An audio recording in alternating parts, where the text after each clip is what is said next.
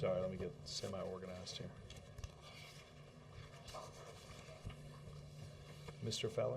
Thanks, Robert. A couple topics. On the executive order and the President's op-ed this morning, when you look at the timing of this, is the intent here at all to tap into the widespread concern that's voiced by the Tea Party and the business community and Republicans about government intervention and government overreach? No, Ben and to others, this is something that the administration and elements of OMB have been working on for quite some time. And I think it sets out what the President believes should be our very common sense approach, which is to ensure the health, the safety, the security, and the protection of the American people, as well as understanding that we shouldn't do anything that unnecessarily limits our economic growth.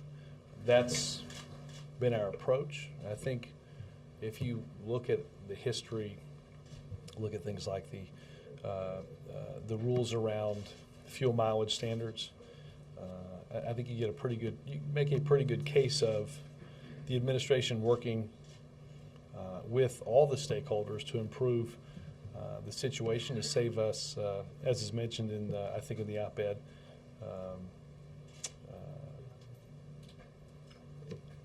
billions of barrels of oil over the course of the lifetime of this rule, and ensure, again, the health and safety of and the welfare of the American people. Well, then let me respond to what you just said. Let me look at it a different way, which is, if in essence this is a call to the government to make sure that regulations are striking that balance, then why has that taken 2 years to negotiate that? No, again, we have had an approach since coming into office that ensures that what we're doing makes common sense. This is what the President wanted to do, to outline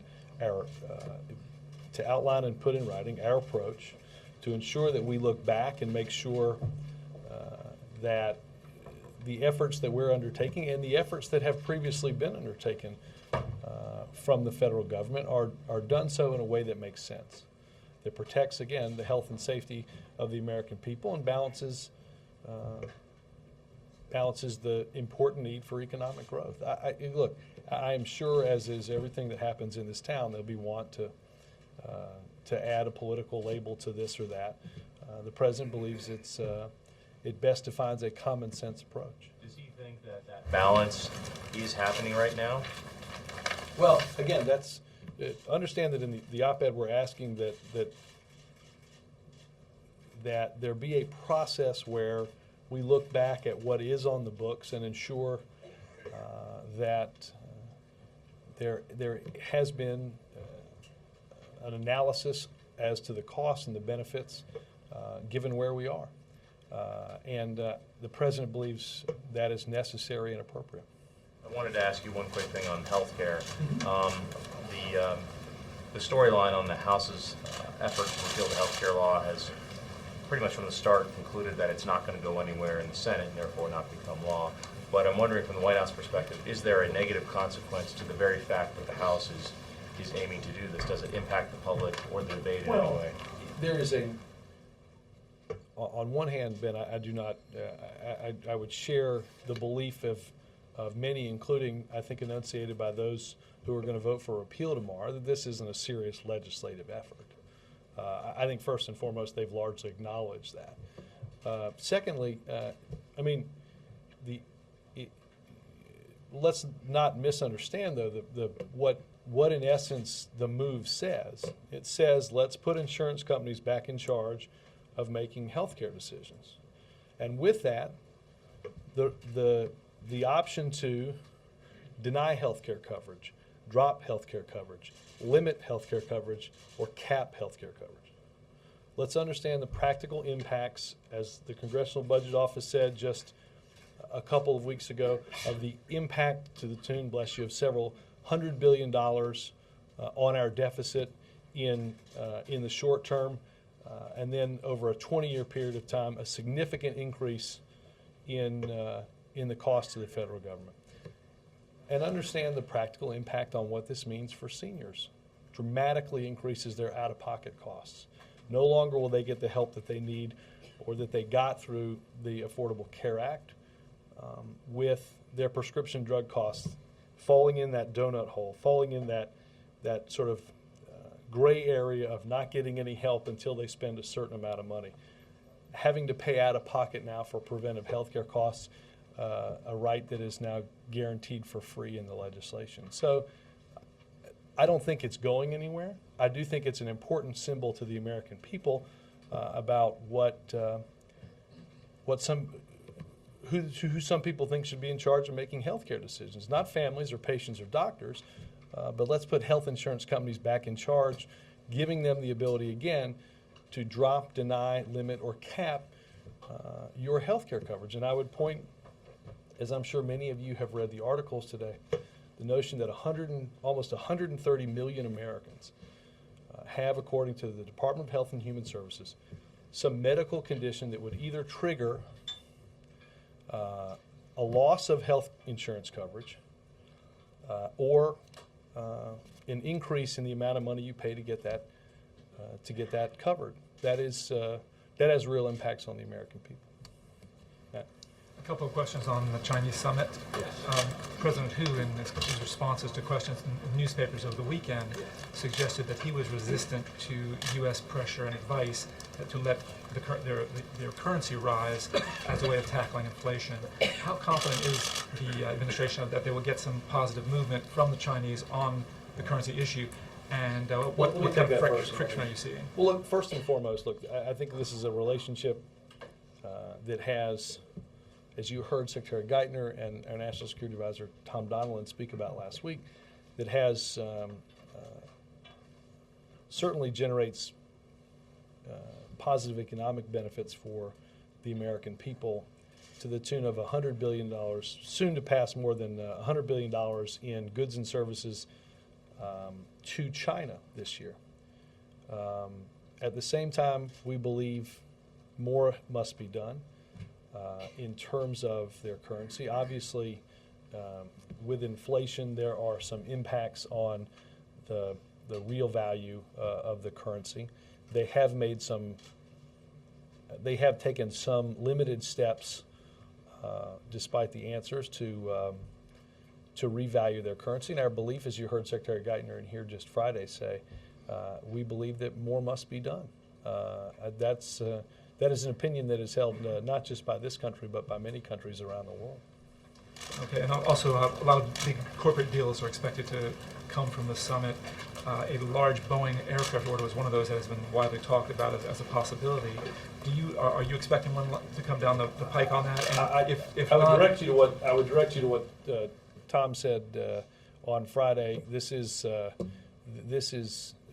fundamental. This is a little different than our trip to India in the sense that, as I said, the economic relationship that we have with the Chinese is different on a scale with what we do with India, which is why some of the commercial diplomacy around the India trip was so significant.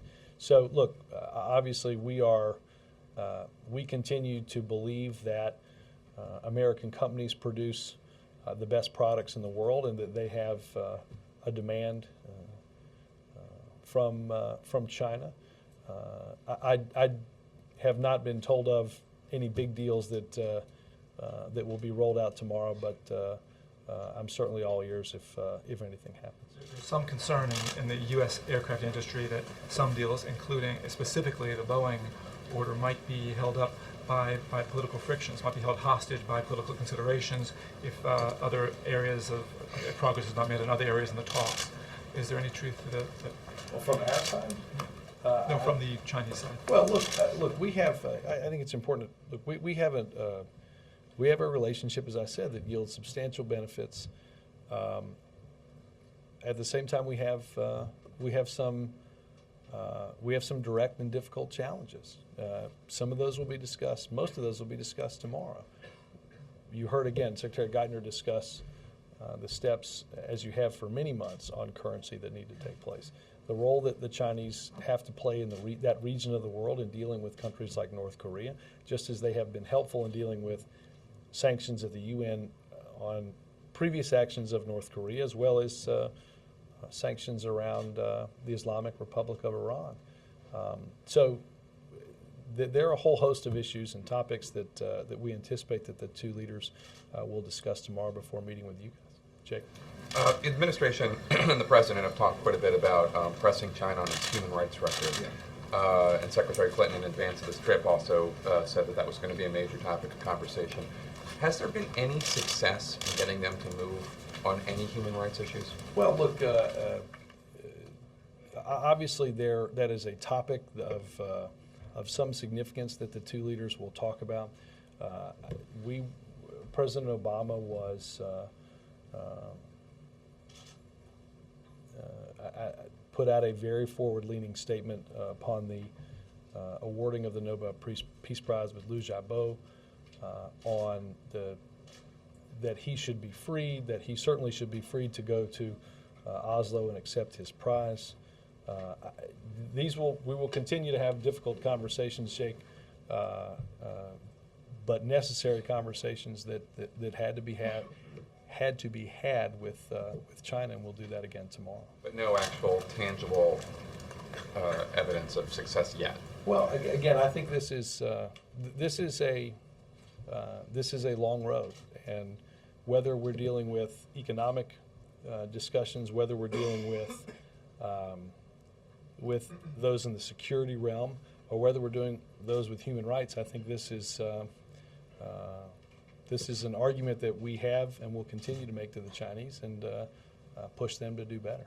You said earlier that the effort to repeal health care in the House is not a serious legislative effort. You mean that just because it can't pass the Senate and the president would veto it? I just don't think it's going anywhere. And look, again, I'm quoting some of the many new members of the House that have said this isn't a serious thing. Well, there's a new ABC News Washington Post poll I'm sure you've seen that has some nice news for the president in it, but also in that poll is the fact that the president and Republicans are tied on who you trust to handle health care. For the first time ever, the president has gone down 9 points. Mm-hmm. Republicans have gone up 4 points. So whether or not this repeal effort actually has any hope of actually becoming law, which it does not currently, their public relations, they're talking about this issue, has been good for their cause. Except for this, Chick, I think you should be clear that question, though, does not measure repeal. And when asked specifically in other public polls that we've seen repeatedly and recently about repeal, there's a significant number of people, and some of them I presume are Republicans, that do not want to give up the very benefits that I outlined a minute ago, but want to see, maybe they want to see something that's worked on that's improved. That's certainly not measured in a question where you pick A or B. So I think if you break some of that question out, you see that the notion that there is some vast, widespread support for doing away with the Affordable Care Act, raising the deficit, putting insurance companies back in charge. There are a whole host of things that even Republicans don't find suitable or tenable about the effort. I'm not talking about that specifically as much as I'm talking about the fact that Republicans seem to be gaining ground when it comes to the public's support on the issue of health care. And the president is losing ground, not on specifically repeal of health care, but just moving forward on the health care issue. Well, again, I think the question doesn't measure the breadth of opinion, certainly even around the health care issue. Lastly, do you guys have any response to baby Dr. Valier arriving in Haiti? Well, look, obviously, this is an important and a crucial time for the people of Haiti, and we would. He's been arrested. The Haitian officials took him into custody. So, if you want to update her. Thank you. I would mention that any political leader or any former political leader should focus not on him or herself, but on making progress towards a set of important elections and dedicate their time and their energy to the reconstruction of the country. Thank you. On the human rights question, Robert, does China have to make significant steps in addressing that issue before this relationship with the U.S. can really progress in a significant way? Well, Dan, again, think they're probably, again, I think as you heard others talk about, again, as you heard Geithner and Tom Donilon talk about next week, there's a series of baskets, I think as Tom called them, or themes on issues that that will be part of the discussion here tomorrow. Human rights is certainly an important aspect of that.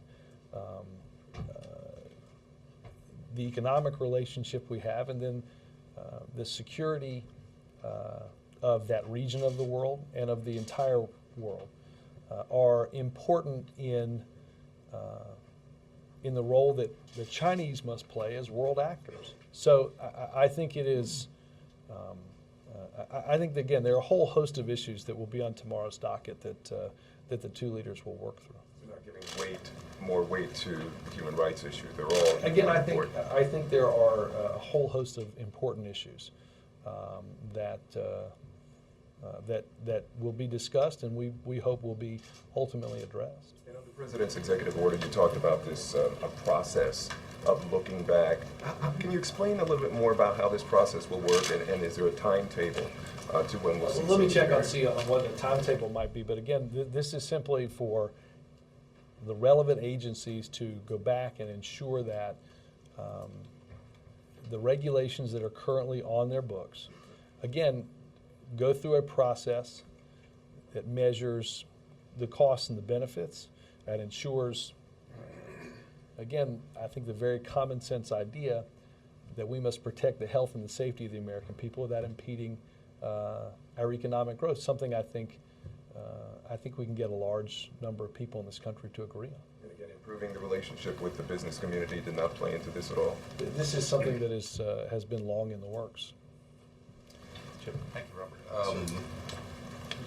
Secretaries Gates, Clinton, and Geithner all had speeches which, some have described as kind of a shot across the bow beforehand with some fairly tough talk. Can we expect, how tough is the president going to be compared to previous meetings with who? Is he going to be more assertive, more confrontational with him than he's been in the past on issues like currency and human rights and North Korea and Iran?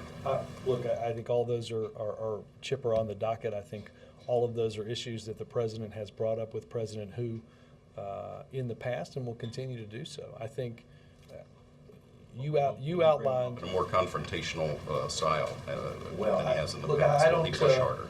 I think it is pretty safe to assume that some of those issues are not issues that that China wishes to speak about, and the president brings up because they are important to our standing in the world and our relationship with the Chinese, and I expect him to continue to do so. This is, again, we have a cooperative but a competitive relationship with China, and as in many bilateral relationships, we have we see the benefits of that, and we understand the difficult challenges that lie ahead. You mentioned Iran and North Korea in the security basket. Currency is an important, I'd say, currency and trade in the economic basket, and the very important issue and real issue of human rights. Well, let me put it this way. Will the president continue what he's been doing in all his previous meetings with who, or will he ratchet up the pressure Well, this time? let me,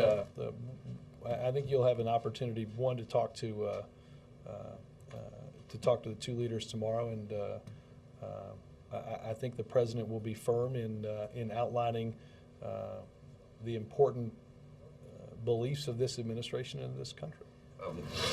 President Hu's, the end of his term is on the horizon, and pair that with the fact that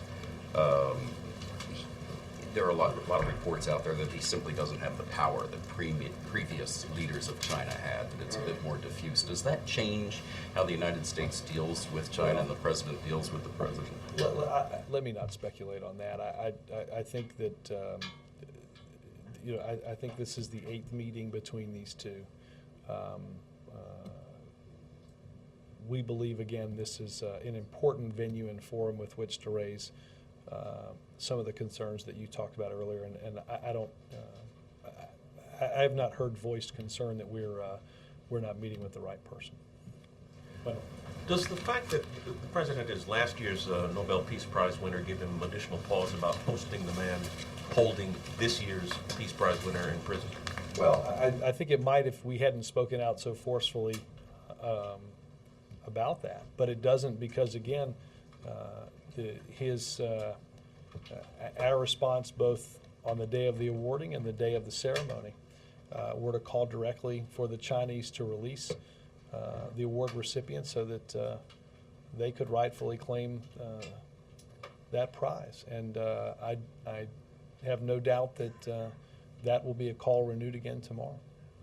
On a different matter, Republicans have made clear that they want commitments to cut spending in addition, or in exchange for raising the debt ceiling.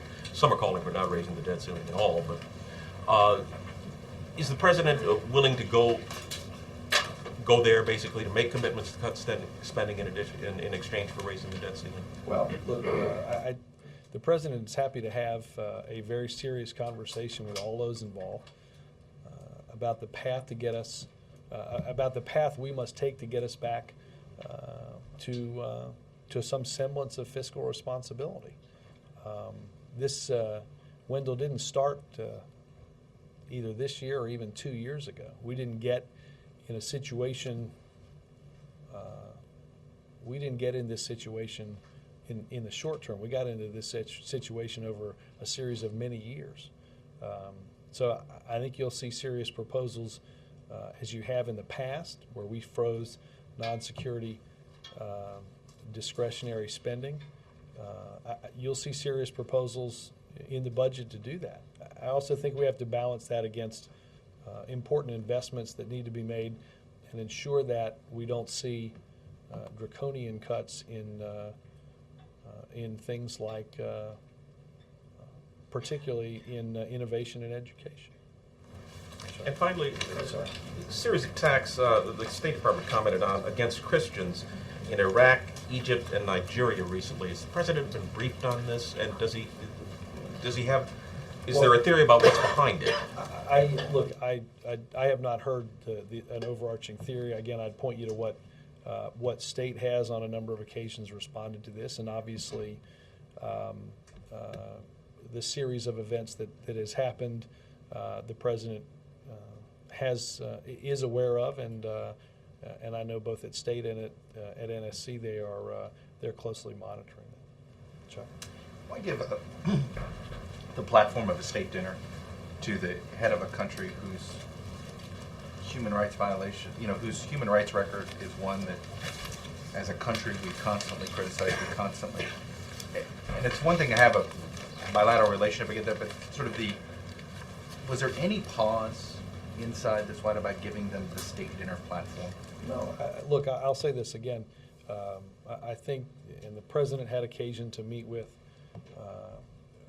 late last week, again, those that express, as he does, reservations about their human rights record. Again, I think the notion of not being, look, I guess you could take a couple of different tacks. You could either not bring it up, or you could not put yourself in a forum that allows you to discuss them directly with those that are making those decisions. And the president believes that the latter, having that ability to speak directly with them, is important. But the symbolism of the state dinner sort of why I guess, how can you tell the folks that really are upset about China's human rights record that somehow giving them the symbolic state dinner, almost it gives them a little bit of a, it's like, well, yeah, we bring it up, we do this. You could do that with the same type of meeting you've met with the Chinese president without giving them the state dinner platform. And the truth is, Chuck, we have met with them on many occasions. We had a state dinner in China. It was brought up before that. We've had bilateral meetings at economic summits like G8 or G20 where it's been brought up. I think the president's belief is it is important to speak out as he's done, and it's important to bring this up directly with them. State dinner? I mean, I assume he doesn't, but... No, I think the president will bring it up inside the Oval Office and bring it up inside of the cabinet room where the expanded bilateral will be. That has been what he's done on every other occasion in which he's met with either President Hu, Premier Wen, or others in the Chinese government. And I want to follow up on Chip's question, because we've asked this question before, and you guys have no problem answering it on Pakistan, which is, the whole who's in charge question, right? Well, it's a whole of government.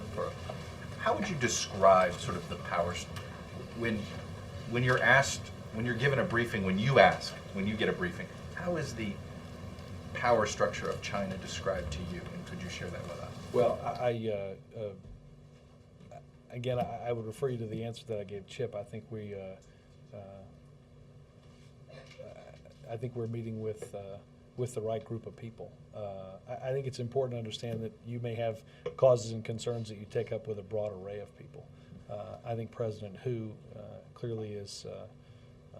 We're meeting with the right person on that. Finally, has the president spoken with Senator Conrad? Did he find out did he get a heads up that Senator Conrad was going to not run again? We got, I got an email on it, I know several of us were on it. I do not believe he has had an occasion to speak with Senator Conrad yet, but I'll double check on that and see if that has changed. John? Going back to the regulatory initiative, the healthcare reform law, the Wall Street reform law, even the law to give regulatory power to the FDA over tobacco are all very recent. Are they going to be part of the review on cost-benefit analysis? And perhaps more importantly, are they going to be part of this new effort to try to see how small business can be either exempted or basically cut more slack for the new under this new regulatory regime? Well, again, let me. I think that the op-ed outlines areas that the president has directed agencies to look at, either going backwards or going forward, either rules that are on the books or proposed rules. So obviously, some of that, Jonathan, I think some of what hinges on your question is whether or not those rules are in existence, or if they're being promulgated, that the idea of cost and benefit analysis in a way that ensures that common sense rule that I outlined is important. I would point out that small businesses get, for those that will offer health insurance to their workers, a healthy tax cut, and I think that would certainly show up in any analysis that's done of anything going forward. Right. I mean, a lot of these rules, especially in the Wall Street bill, a lot of these rules are being promulgated, and they really will be critical to how this legislation actually comes out. I mean, is the president asking the regulatory agencies to rethink the way they approach these? These are signature issues of the president. No, the president is demanding, not asking, demanding that as we set forth rules that implement legislation, that we take into account, again, the common sense notion of balancing the safety and security and the health of the American people with whether or not that makes sense or drags on our economic growth. But again, that's what the president expected us to be doing. That's what the president expects as we move forward with any rules. Do these make common sense? I will say that, Jonathan, I think you can point to financial reform as the cure for a massive regulatory failure. I have no doubt that the cost-benefit analysis of what we have gone through and continue to go through over the past 2 years is one that would find both healthcare reform and particularly financial reform on the positive side of that. Mark. Robert, is there a final agenda for tonight's dinner? I do not have one. I think you understand the topics. I think the president believes, as he has done with other leaders throughout the world, that this provides a bit of an informal setting in which to have some of these discussions. The president will be joined by Secretary of State Clinton and National Security Advisor Donilon, and obviously an array of interpreters. And I think he believes this is an important venue in which to begin making some of the points that we expect to come out over the next couple of days. Will we get a readout? I don't know that we're planning a readout. I think we might have a photo that pops out on this, Tim. Roger. And I'm if sorry. speaking directly to the Chinese Yeah. is the right way to raise issues of concern, why does that policy not apply to Cuba? I'm sorry? Why does the issue of speaking directly to the Well, again, governments we have concerns with I- not apply to Cuba? And look, I think the Cuban government knows many of the steps that it needs to take to make progress over the course of many years that are important and that the American people demand. Obviously, we want to ensure an engagement with the Cuban people, and that's why you saw the president has, over the course of a couple of different times in the administration, taken steps to ensure that that engagement happens directly with the Cuban people without propping up a government that continues, I think in the opinion of many, to fail the Cuban people. Is that what Friday's directives were about? Roger. Sticking with China, there's a meeting with CEOs tomorrow as part of the event. Can you talk a little bit about that? What's on the agenda? What are the goals and about how many CEOs are going to be? I think we'll get a list out to you a little bit either later today or first thing tomorrow. Obviously, as I mentioned, we enjoy economic benefits through the export of being on track to export more than $100 billion in goods and services to China this year. Obviously, it is, as I said, an important economic relationship, and you will see those in business that have an important role to play that helps create jobs right here in America. And, as we talk about trade, as we talk about intellectual property rights, as we talk about currency, all of those are things that this administration, along with American businesses, want to see progress on in China, and that's what will be discussed between CEOs from both countries as well as the two presidents. Is this sort of a breakdown the barriers meeting?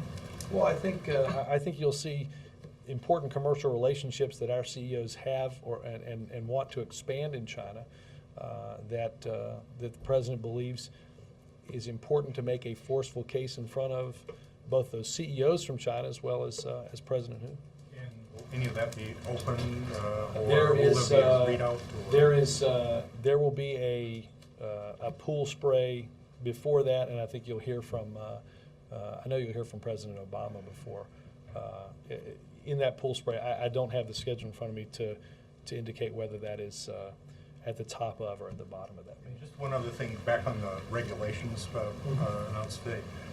Can you, Robert, can you think of any particular regulations that the administration had in mind that agencies are being ordered to review that have hurt growth? Well, in the again, economy? Can you name an example or two? I think the president talked in there about regulations in the op-ed that lack common sense. I think what he wants us to do, and I'm not going to prejudge that review because I think it's important for that review to happen, that we go back and look at and make sure that the test that the president wants exercised on regulations going forward meets that test on those regulations that are already on the books. I think that's not what the president's asking. It's what the president's demanding, that agencies and departments. Again, I'm not part of the review team, Roger. I'm sure that I have no doubt that review will find regulations that lack and do not fulfill the test that we've outlined. The one outlined in the op-ed. You can put saccharin in your coffee, and the EPA asks you to treat saccharin as a dangerous chemical. A regulation that the EPA dropped last month, which, as the president says, if you can put it in your coffee, you probably shouldn't handle it as a dangerous chemical. So I think the question is whether or not regulations that anybody might find burdensome meet a very simple common sense test. All right. On the saccharin example, groups that are skeptical of this executive order today say the amount of money spent on disposing of the hazardous waste saccharin is negligible. And if that's the best example you can come up with, they say it shows that regulation really isn't burdensome, really is useful. Well, all right, I think it's important that the president's outlining an executive order, not the end of a series of agency and department reviews of all those regulations. That's the important test here. I think what's important most of all is that, again, we meet a very important and common sense test, which balances the very important need for health, for safety, and for security of the American people. And we understand, look, go back 20, go back 30 years, go back to the late 1960s when rivers were on fire, when there were very, very few rules that didn't allow the admittance of the types of pollution that cause asthma or threaten the health of the American people. We don't want to go, we're not going to go back to that. There's a reason why those are in place. But let's go review and ensure that as we're protecting that health, that we're not sacrificing unnecessarily economic growth. But at the same time, let's not forget the important reason why a number of regulations are likely in place, and that is to protect the well-being of the American people. Public health and safety advocates say unless you're giving more money to these agencies, asking them to go back and review all the regulations is taking resources away from mine inspectors, oil rig inspectors, the people who are keeping Americans safe. I don't see why that would be true. Well, if there's a limited pie and you're saying do this thing with the amount of money you had before that you weren't being asked to do before. Well, I think that might by definition indicate a burdensome regulation. If a significant portion, The agencies that are doing the if a regulating. significant portion of your money is to go to modeling as to whether what you were doing 20 years ago or 10 years ago or 5 years ago or 2 years ago or 1 year ago takes significantly away from your ability to do that, my guess is that's a pretty darn good place to start. So I don't know if that was an overly simplistic example that was meant in order to elicit a response that didn't have anybody go back and look at what they were saying, but I just don't see how that would normally or logically meet the test of what the president's asking people to do. Perry. There's a reception for new members of Congress on Monday. The president will attend. Can you talk about what the intention of that is, what you hope to achieve through that? Look, obviously there are a host of new members, and the president to have an occasion to get to meet them, to have them come here, come to the White House. I think all in a larger effort to hopefully understand not what divides us, but what brings us together. And I think the president and the team here look forward to that reception and to meeting new members and finding, again, ways in which we can work together to make progress for the American people. Robert, Yes, back again on the state dinner. Presidents have used state dinners in different ways and have had differing approaches to them. President Bush liked to reserve them for very close allies to celebrate strong ties. I wonder if you could talk about President Obama's approach to this particular state dinner and what his reasons are for wanting to honor President Hu with it. And also if you could just address Speaker Boehner's decline of your invitation. Well, on the latter one, I'd point you to, I don't know what their response was in declining the invitation. We have invited, and this goes to previous state dinners, invited leaders from both parties. And we hope that because of the importance of the relationship that they would attend. I don't know why he declined on this occasion. So again, I'd point you to that. Let me check and see what Considering her stance on I don't have her list in front of me on who's coming. On the first part, look, I think that this is the third state dinner. And I think that two of those three have, in India and now in China, have been in, as you heard Tom talk about last week, the fastest growing region of the world, and one that India enjoys a very personal relationship with the United States, and has through the administrations of President Clinton, President Bush, and now President Obama, all taking important steps in visiting that country. Obviously, whether it is the Secretary of State's first trip in her tenure to Asia, our visits back and forth to China, to Korea, to Japan, Indonesia, India, other countries in that region. This is a dynamic region of the world, one that is growing faster than any other, and one that needs to have the full engagement of the United States of America. That hasn't always been the case in this region of the world, and given its growth and its dynamism, that is something that our country can't afford. We have been able to, again, in sanctions against North Korea or in sanctions against Iran, place the toughest sanctions on those two respective countries because of our ability to bring a diverse set of countries on the Security Council to an understanding of the importance of those sanctions. And we want to build on the cooperative part of the relationship with China and deal directly with some of those very difficult challenges. Sure. Follow-ups. The last time President Hu came here, his arrival ceremony was interrupted by a Falun Gong protester. I'm wondering, are there any extra precautions being taken to prevent this? And well, look, I think in that case, question, but it's obviously, escaping me. obviously, I think if memory serves, I think that was largely because the newspaper representing them was at the arrival ceremony. Obviously, we want to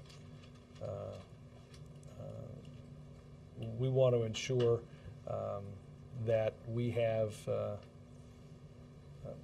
the arrival ceremony that's important, that it be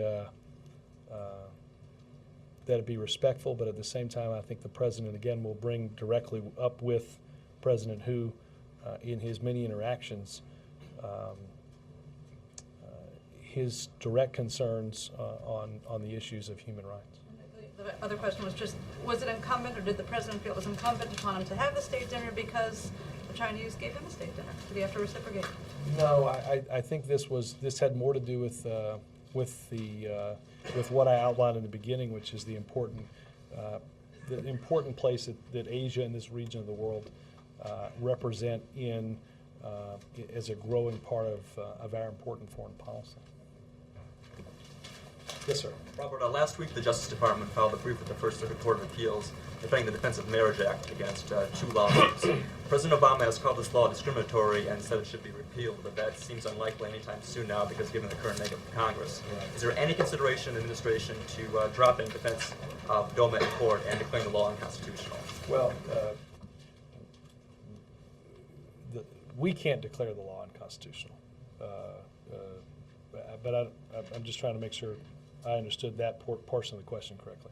Obviously, I think if you look at what was written, I think the president enumerates in there, the administration enumerates in there our belief on this law as we balance the obligation that we have to represent the federal government. The president believes, as you said, that this is a law that should not exist and should be repealed, but we at the same time have to represent the viewpoint of the defendant. Do you still see legislative repeal of DOMA happening during the course of the Obama administration? Well, I think as the president said it, that is, look, given the current makeup of the Congress, that is inordinately challenging. And I think he said so in interviews. One last question. Are there any regrets about not pushing for a dome repeal more forcefully when Democrats had control of both chambers of Congress? Look, I think we are enormously proud of and grateful for the progress that we have been able to make. Don't Ask, Don't Tell was an achievement of, I think will be thought of as an achievement, not just for this administration, but for all those involved, a monumental achievement in bringing equality and justice back. And so I don't think, obviously we didn't get everything we wanted to get done, but we're proud of what we did get done. Yes, ma'am.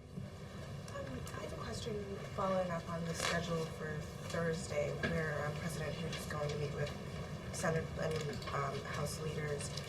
A couple of senators, including Senator Schumer and Debbie Wasserman Schultz, are proposing that they pass a bill that is supposed to reprimand China for currency inflation.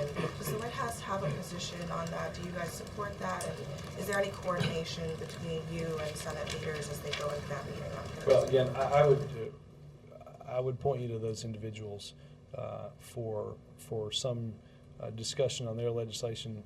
I think as it relates to currency, I think you've heard Secretary Geithner and others outline that while they've taken some limited steps, that more has to be done. And that's the message that the president will bring to his meetings. Is the president supportive of the legislative effort by these senators who are members of the Democratic leadership? Again, I don't.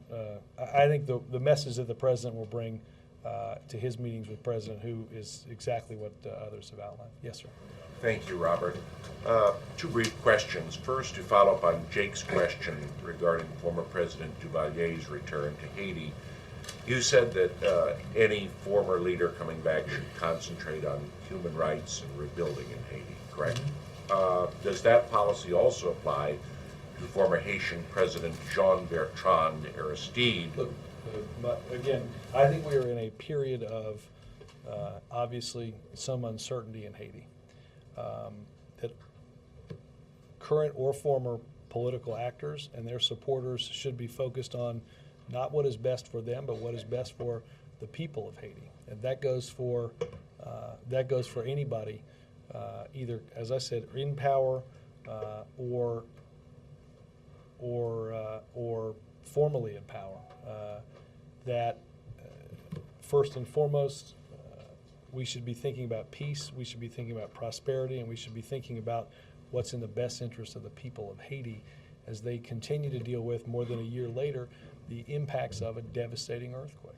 So you have no problem, the administration has no problem with Duvalier or Aristide returning if they meet that criteria? Again, it's not for me to divine who travels where on a Haitian passport.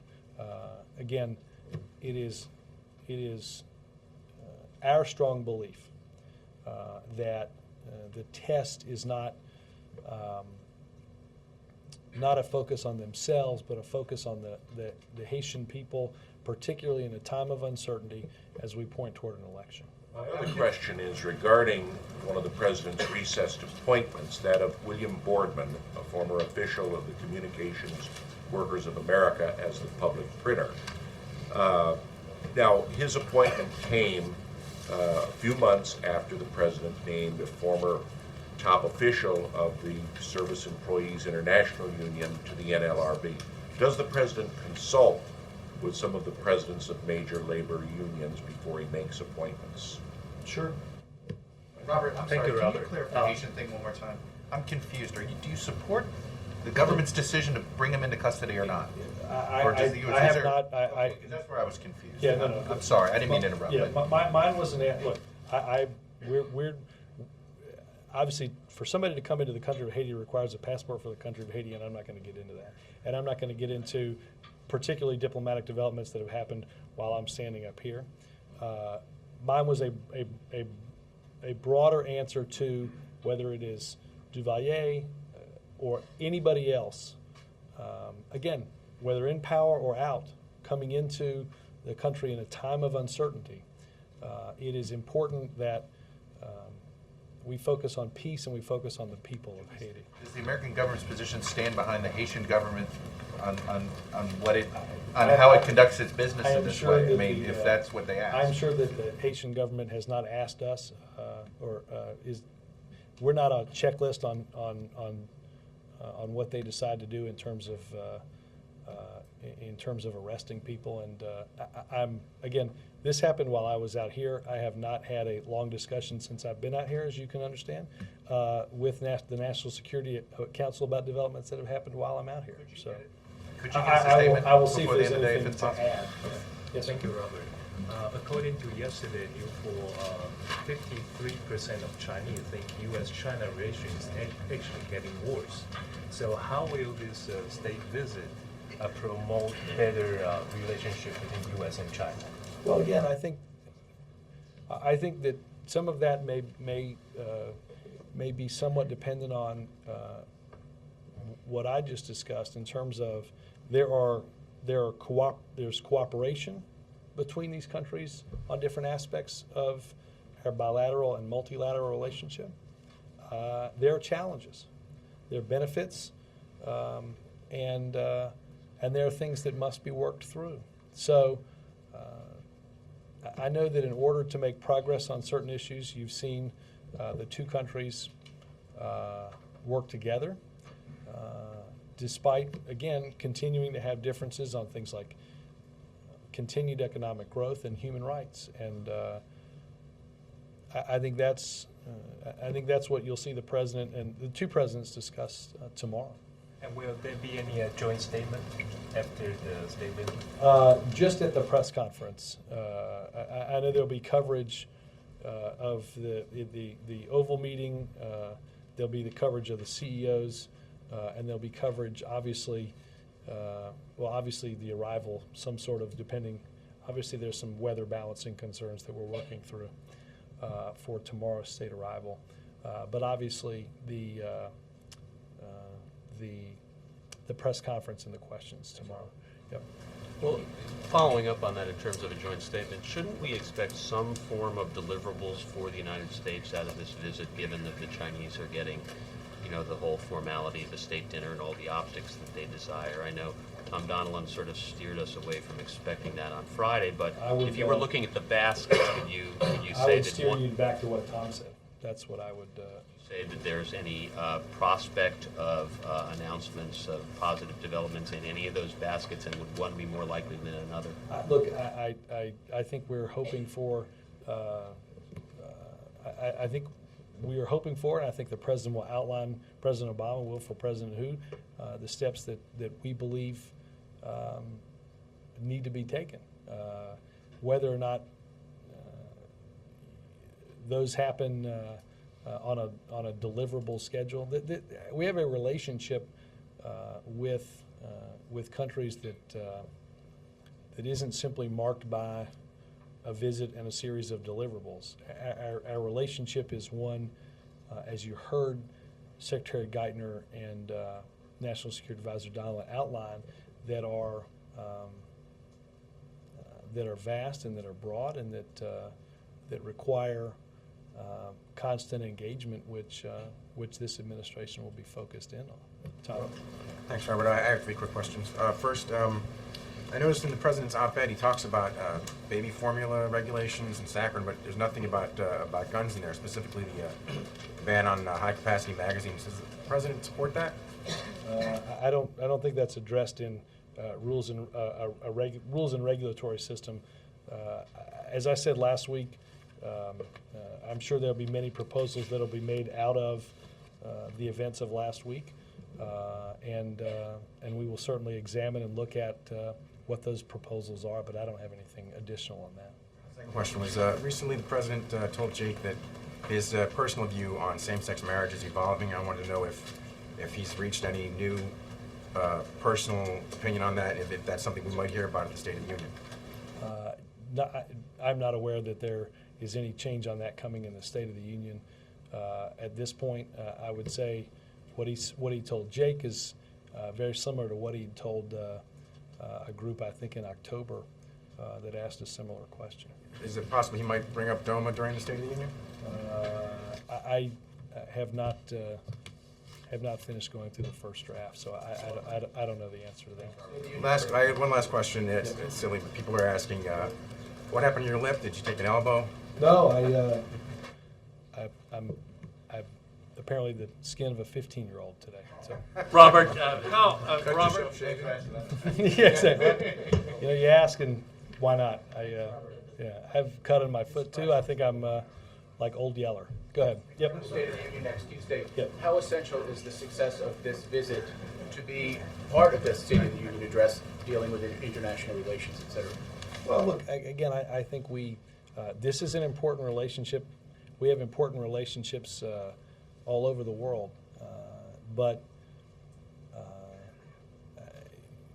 obviously this is one that comprises economics, security, human rights, all of which are important to the American people and all of which are important to this president. But look, and these are the issues that the president will bring up, and the progress that the president continues to hope to see as we move forward.